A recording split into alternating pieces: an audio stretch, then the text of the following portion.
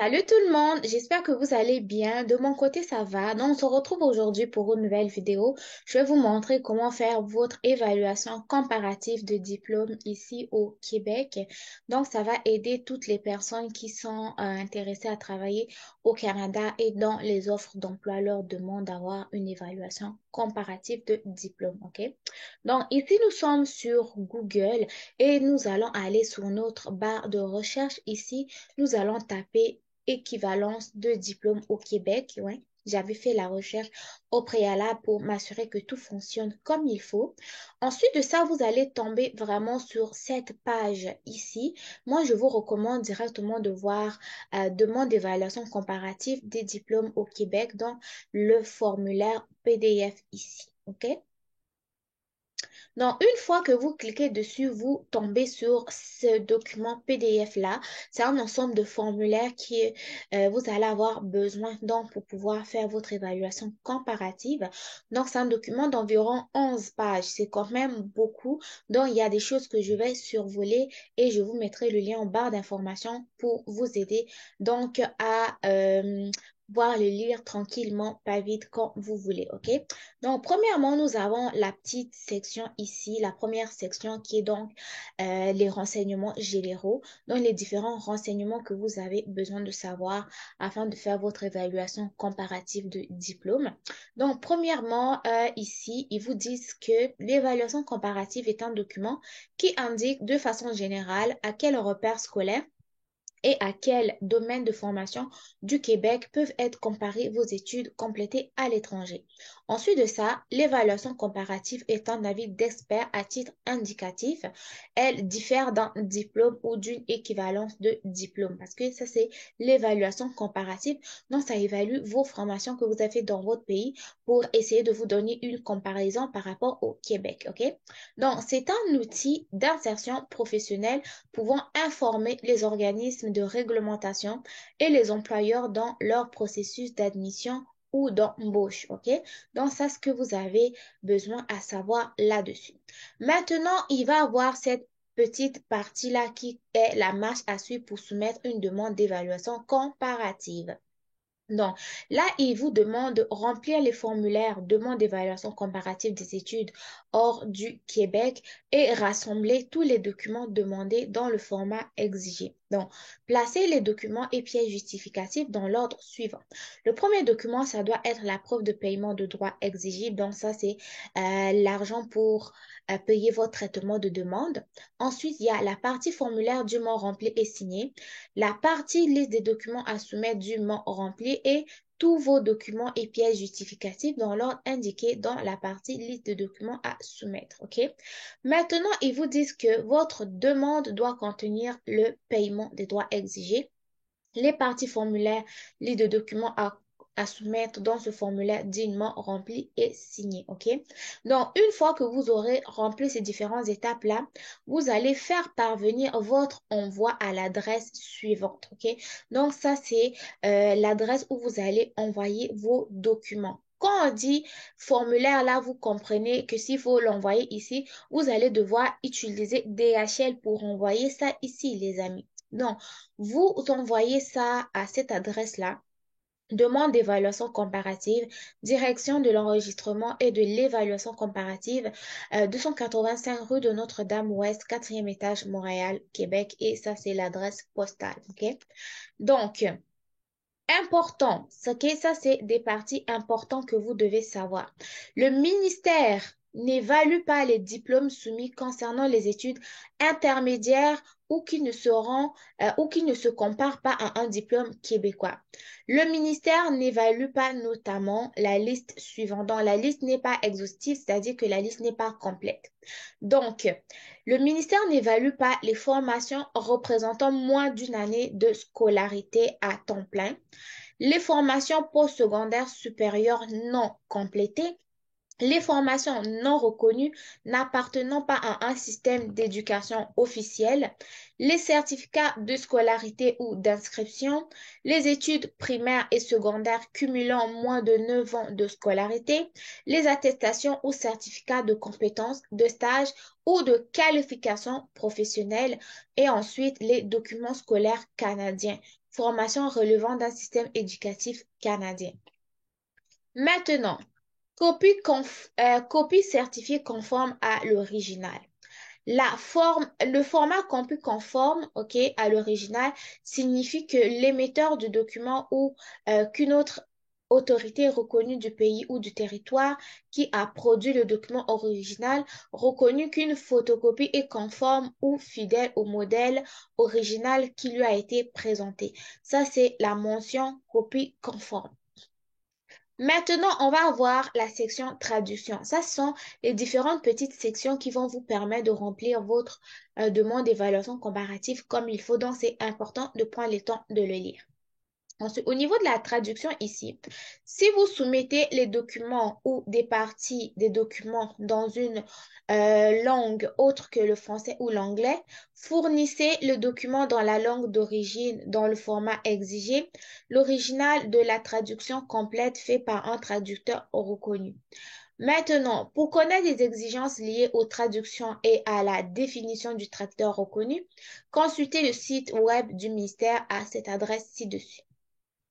Attention, si le document original est rédigé en français ou en anglais, mais qui comporte un sceau dans une autre langue, vous devez absolument faire traduire ce sceau, même lorsqu'il s'agit d'un sceau apposé par l'autorité qui a certifié vos documents. Maintenant, là, on vient à la partie procuration. Si vous souhaitez qu'une personne vous représente auprès du ministère, joignez à votre demande d'évaluation comparative le formulaire mandat de représentation signé par vous et par cette personne. Il est disponible ici. Maintenant, on arrive sur le formulaire de demande d'évaluation comparative des études effectuées hors du Québec lui-même. Donc, ce formulaire sert à l'envoi d'une nouvelle demande d'évaluation comparative. Remplissez toutes les sections du formulaire en vous référant aux pages suivantes. Donc, là, vous avez la première partie, donc renseignement préalable. Avez-vous déjà fait une demande d'évaluation comparative auprès du ministère? Si oui, vous mettez oui, sinon vous mettez non. Si c'est oui, vous mettez le numéro de dossier ici. Ensuite, il va avoir des renseignements sur votre identité. Vous mettez votre sexe, nom de la famille, prénom. Si vous avez d'autres noms, vous mettez ici. Date de naissance, pays de naissance. Ensuite, il y a l'adresse de correspondance. L'adresse de correspondance est très importante. Pourquoi? Parce que c'est à cette adresse-là que vous allez recevoir votre courrier si vous devez en avoir. Si si le ministère de l'immigration doit vous envoyer des documents, ça va être à cette adresse que vous allez mettre ici. Donc, vous mettez le numéro, la rue, l'appartement, la boîte postale, la ville, la province ou État si vous en avez, ou sinon vous mettez le pays. Ensuite, ça vous prend une adresse courriel ou adresse mail, le numéro de téléphone ainsi qu'un autre numéro si vous en avez. Ensuite de ça, au point 4, c'est les renseignements sur les études. Donc, en premier lieu, ici, vous mettez les études primaires et secondaires, générales ou professionnelles, si vous en avez. Vous mettez le titre du diplôme, le nom de formation de spécialisation, et vous mettez le nom de l'établissement, le nombre d'années que vous avez fait, la ville, le pays, la période d'études ici. Ok, donc, vous continuez. Ensuite, vous venez aux études postsecondaires ou études supérieures ou universitaires si vous en avez faites. Là, ça continue. La présence d'un représentant. Si vous faites appel à quelqu'un pour faire votre évaluation comparative, si c'est oui, vous mettez oui et vous venez ici, vous indiquez son nom de famille et son prénom. Et vous avez ici protection des renseignements personnels, ok? Donc, conformément à la loi, nanana, je déclare avoir fourni tous les renseignements et documents nécessaires dans le format requis. Je reconnais avoir pris connaissance de l'avis sur la protection des renseignements. Je comprends que le ministère peut retourner ou mettre fin à ma demande d'évaluation comparative s'il n'a pas obtenu un renseignement ou un document nécessaire, ok? Si je communique un renseignement, un document erroné, altéré, trompeur, je comprends et j'accepte que le ministère puisse refusez de me remettre une évaluation comparative. Ok, donc là, vous signez tout ce que vous acceptez. Si vous n'acceptez pas, vous ne signez pas. Ok? Là, vous avez la clause du consentement. Vous mettez la signature et la date et l'année. Maintenant, ça, c'est la liste des documents à soumettre, OK? C'est quoi les différents documents que vous avez besoin de soumettre? Premier document ici, c'est le formulaire de demande d'évaluation comparative effectué hors du Québec. C'est lui-là, lui que vous venez de terminer de compléter, OK? Ensuite, B, c'est mandat de représentant. Ça, c'est le formulaire ici dûment rempli et signé par vous et personne qui vous représente. OK? Ça, pour avoir le formulaire, c'est ici. Le lien est déjà là pour le formulaire. OK? Donc, si vous faites appel à votre frère pour vous représenter, vous venez ici, vous téléchargez le formulaire, vous remplissez les renseignements et vous joignez ça à votre demande. Donc, ça doit être l'original qui doit être complété et vous cochez ici que le document a été soumis. Ensuite de ça, au niveau C ici, les pages de votre passeport valide indiquant votre identité. Donc, sur votre passeport, il doit avoir votre nom de famille, votre prénom, date de naissance, lieu de naissance et la date de délivrance du passeport. Ça vous prend votre acte de naissance et l'un des documents suivants, soit un certificat de citoyenneté canadienne si vous êtes canadien, carte de résident permanent si vous êtes résident permanent, document de confirmation de résidence permanente, document de demandeur d'asile, si seulement applicable. OK, ça c'est moi qui tiens à le préciser. Mais vous, si vous êtes à l'étranger, vous envoyez votre passeport et votre acte de naissance. OK, donc c'est l'un ou l'autre. Ensuite, au niveau du D ici, ça vous prend un document. Si en cas de changement de nom, fournissez également l'un des documents suivants. Donc, si vous aviez un autre nom lorsque vous étiez jeune fille et que vous êtes mariée, vous avez pris le nom de votre mari, vous devez fournir un acte de mariage, un certificat de changement de nom ou un acte ou certificat au jugement de divorce ou annulation de mariage. Ensuite, ça vous prend pour les études primaires aucun document à fournir. Le ministère n'évalue pas les études primaires. Pour le F ici, ça vous prend les études secondaires non complétées. Donc, vous allez fournir les relevés de notes détaillant chaque cours et les notes obtenues pour les 2 dernières années d'études réussies. Si les relevés de notes n'indique pas la réussite de vos années d'études secondaires, ajoutez un autre document provenant des établissements d'enseignement fréquentés confirmant la portion de formation complétée. Ensuite, au niveau des études secondaires générales, ça vous prend le diplôme officiel. Donc, si au niveau d'études secondaires, vous avez fait le bac, ça vous prend le diplôme officiel du bac. Ensuite, si vous avez fait des études secondaires professionnelles, c'est-à-dire un lycée technique, ça vous prend votre bac technique, par exemple, et le relevé de notes détaillant chaque cours et les notes obtenues pour chacune des années d'études. Et ensuite, ça va vous prendre aussi pour les études postsecondaires, c'est-à-dire supérieures. Si vous ne les avez pas terminées, ça prend aucun document parce que le ministère ne va pas les évaluer. Là, on arrive à la partie traduction. Si vous soumettez des documents ou des parties de documents, photocopie d'un document justificatif de l'identité, copie certifiée, copie conforme à l'original, dans une langue autre que le français ou l'anglais, vous allez fournir pour chaque document de la langue d'origine, l'origine de chaque document traduit. J'espère que je me fais comprendre. Donc, si ton document est en français ou en anglais, c'est correct. Si ton document est dans une autre langue que le français et l'anglais, vous devez soumettre le document original et aussi un document qui a été traduit, ok? L'original de chaque traduction. Donc, vous donnez la traduction et le document original. Ensuite, ça va vous prendre le paiement des droits. Le paiement des droits, là, tout cela se fait, tout cela se fait ici, ok, sur le site ici. Euh, le traitement de votre demande d'évaluation comparative ne débutera qu'au moment où nous aurons reçu le paiement. Si le paiement n'a pas été joint à la demande d'évaluation comparative ou s'il est insuffisant, nous vous retournerons votre demande sans traitement. Vous devez payer les droits exigés. en devise canadienne. Notez que les paiements en argent comptant chèque personnel et chèque de voyage ne sont pas acceptés. Les modes de paiement acceptés sont chèque certifié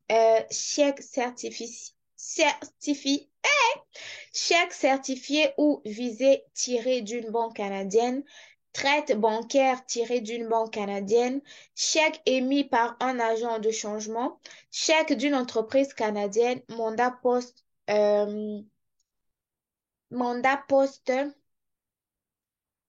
Canada. Ou si vous choisissez de payer par carte de crédit, Mastercard, American Express, remplissez, signez, puis joignez le formulaire à votre demande. Donc, pour les personnes qui sont à l'étranger, vous aurez uniquement la possibilité de payer par carte de crédit, soit Visa ou Mastercard, et vous allez donc remplir la partie ici, paiement par carte de crédit, OK?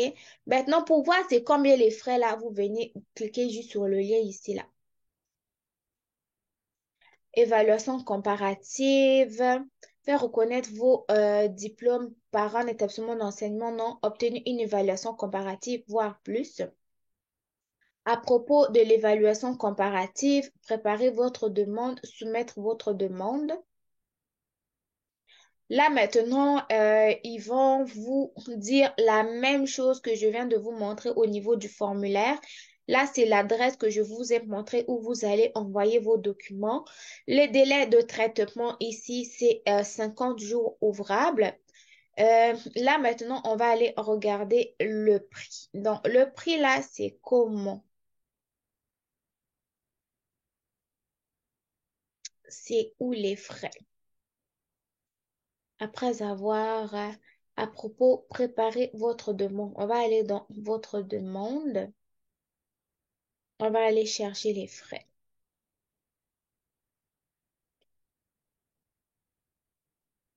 Donc, tous ces documents-là, je pense que je vous les ai donnés. Je vous les ai dit. Ça, c'est pour les gens qui veulent faire la demande d'une évaluation prioritaire. Donc, c'est leur employeur qui leur demande vraiment de faire l'évaluation. Sinon, si vous regardez ici, joindre le paiement des frais pour l'analyse de votre demande, c'est là, c'est 130 dollars l'évaluation comparative. OK? Les modes de paiement, soit carte de crédit, mandat postal et tout, et tout. OK? Ça, c'est l'évaluation comparative de diplôme. OK? L'évaluation comparative de diplôme. Maintenant, OK, ça c'est vraiment des demandes d'évaluation comparative.